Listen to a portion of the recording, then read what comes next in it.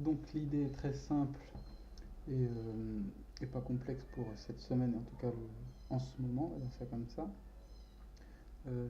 La situation est la même sur l'euro que pour le câble. On a notre plus bas fait sur le reverse, en tout cas le chiffre rond, c'est ma stratégie dont je parle. Le chiffre rond fait sur les plus bas qui est 1,27 sur l'euro, sur le câble et 1,13 sur l'euro. Ça nous donne, donc on a cette zone de reverse. On vient s'appuyer, on va dire plus ou moins dessus. Donc le top, enfin le bottom, enfin le top pardon, du range, c'est 1,15 et 1,29. Donc l'idée est de se dire qu'entre 1,29 et 1,30, bah c'est notre range du vendredi, donc on fait attention, neutre, mais tant qu'on ne vient pas casser à la baisse les 1,29, enfin les plus bas du vendredi plus les 1,29, et encore est là de venir casser les plus bas du vendredi plus les 1,15, on pense entre guillemets que le reverse est valide et que l'on peut aller voir plus haut. Donc l'idée est pour cette semaine, par exemple pour l'euro, de voir si on vient casser à la hausse les 1,16, 50, pardon, notre zone de pivot de la semaine est 1,16. Donc, au pire, faire des mini spéculations entre 1,16 et 1,1650 avec pour objectif de le passer pour voir si on vient pouvoir prendre des achats ici et casser les 1,17 pour faire des plus hauts. L'idée est là. Et la même chose sur le câble. Tant que l'on tient les 1,29, encore plus le pivot de la semaine. Et là, on a passé les 1,30, donc tant mieux. J'ai pu faire un petit peu de sous, si je dis pas de bêtises. Comment dire, oui voilà c'est ça. J'ai 1,29,30 jusqu'à 1,30, j'ai fait ça. Et l'idée maintenant, c'est de se dire, bah tiens, on a une configuration haussière du moment que l'on ne reprend pas, qu'on ne casse pas encore là sur les deux marchés à la baisse. Eh bien, peut-être possiblement essayer d'acheter entre ici au-dessus 1,30, entre 1,35, entre 1,30 et 1,30,50, afin de voir si, afin de jouer le break-up des 1,30,50 et d'être en profit si on vient faire des plus hauts. Donc le corrélat est très très simple. Si on vient lâcher les plus bas enfin, les plus bas du reverse sur le CAD comme sur l'euro, on arrête tout et on continue de vendre. Et puis si on vient dans la zone de warning, eh bien on fait attention, on essaye de pas de faire exclusivement du scalping pour pas se faire avoir. Parce que supposons qu'on achète ici et que ça vient baisser, baisser, baisser, baisser et que ça ne se reprend pas, ben on va prendre cher. Et inversement, si on se met à vendre ici, que ça baisse et que pouf on fait un rebond, on va prendre très cher. Donc il faut faire attention dans cette zone là. Et puis en attendant se dire tiens hausse sur les deux marchés pendant qu'on ne vient pas casser les plus bas du vendredi et le chiffre rond associé, quoi. Pour l'instant c'est vraiment comme ça que je pense et comme ça que je vais travailler la chose, quoi. Ah oui aussi petite chose rapide, comment faire pour garder ces trades, par exemple là les breakouts du vendredi.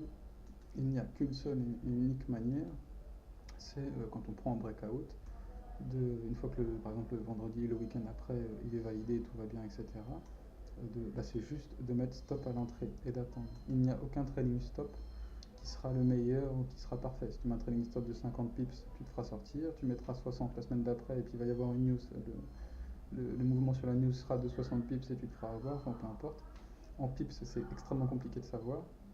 Se mettre comme ici, tu vois, un trailing stop sur une moving average, ça peut être très bien, mais alors après il faut savoir laquelle. Celle-là c'est une VWAP 360, alors après il faut savoir sur quel timing tu veux qu'elle représente, sur combien d'heures tu veux que ta moving average te parle, euh, si c'est une moving average exponentielle, ou peu importe, il y en a je crois, une vingtaine de moving average différentes, de moyennes mobiles différentes.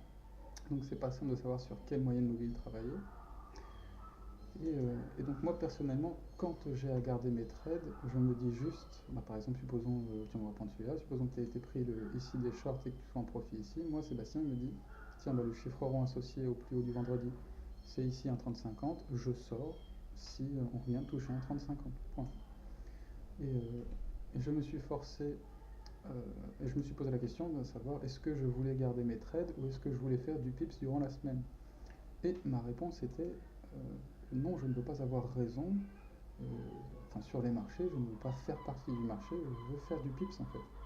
Je veux remplir mon objectif de la journée parce que j'ai pris mon objectif annuel que j'ai divisé par, euh, par 12, comment dire, enfin que j'ai divisé par mois, puis par semaine, puis par jour. Du coup, ça me donne le nombre de pips à X taille que j'ai à faire sur une tranche de 24 heures. Et mon objectif, c'est seulement ça, quoi. Donc, donc voilà l'idée, quoi. Il n'y a pas de meilleure chose, il n'y a pas de truc. Il te faut te décider avant si tu veux garder tes trades ou si tu ne peux pas, quoi. Enfin, et, dans le sens où moi je me séquence de semaine en semaine afin de me rafraîchir tous les vendredis et de me dire tiens, bah, enfin là durant le week-end, de me dire tiens, bah, supposons que j'ai encore des ventes, de me dire j'arrêterai de vendre si on vient casser le range du vendredi à la hausse. Et si ça continue de se passer, je continue de vendre, vendre, vendre, vendre, vendre, vendre. Ce vendredi-là, je me dis bah tiens, si on vient casser le chiffre rond le vendredi à la hausse, j'arrêterai de vendre, ce qui ne se passe pas, donc je vends, je vends, je vends, je vends, je vends. Là, je me dis, bon, bah tiens, on continue à vendre, même s'il y a bien une possibilité de reverse et de machin. Je me disais, bon, on continue à vendre tant que les chiffres ronds associés, ou même ici, ce chiffre rond-là, avec le breakout du vendredi, et c'était la même chose sur l'euro. Si on vient casser ici le plus haut du vendredi, plus le chiffre rond associé, encore là avec GBP, et ben j'arrête de vendre. Mais c'est ce qui s'est passé. Comment dire, le vendredi d'après, je me suis dit, bah tiens, supposons qu'il y ait des achats, qu'on soit encore en profit, où est-ce que j'arrête d'acheter? Et bien ce sera au breakout du plus bas ici, quoi. Donc j'avance juste par séquence, et ça me permet de me dire, enfin comme ça, vu que à chaque par exemple chiffre rond, je vais prendre mes profits, ou une partie de mes profits, tous les 50 pips, et bien ça me permet de faire plus euh, que comment dire, un peu la gestion indicielle, tu sais, quand sur un an le CAC il fait plus 15 et que toi tu as fait plus 10, eh bien tu as sous-performé l'indice, tu sais. L'indice, ben, si tu avais pris qu'un seul trade durant l'année, tu aurais fait plus que tes 400 000 trades que tu as pas fait. Ben là, c'est un peu le même principe, sauf que c'est une gestion, on va dire, indicielle du mouvement. Je me dis, bon, bah tiens, par exemple, ici, sur ces 3 semaines, sur ces 3 semaines-là, on a fait en gros 380, on a fait en gros 400 pips. Combien de pips j'ai fait moi? Personnellement, je me fais, pas dire de bêtises, mais entre 600 et 700 sur cette séquence de temps-là. Et bien personnellement, je me dis c'est bien, j'ai fait le job.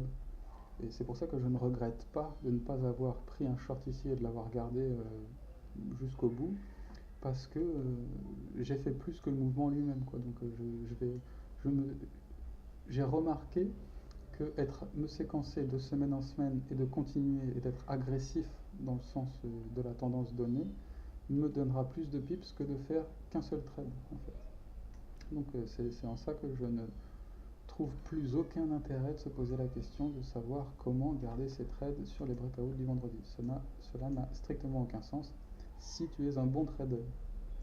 Donc voilà, j'espère que ça va te parler. Ciao, ciao.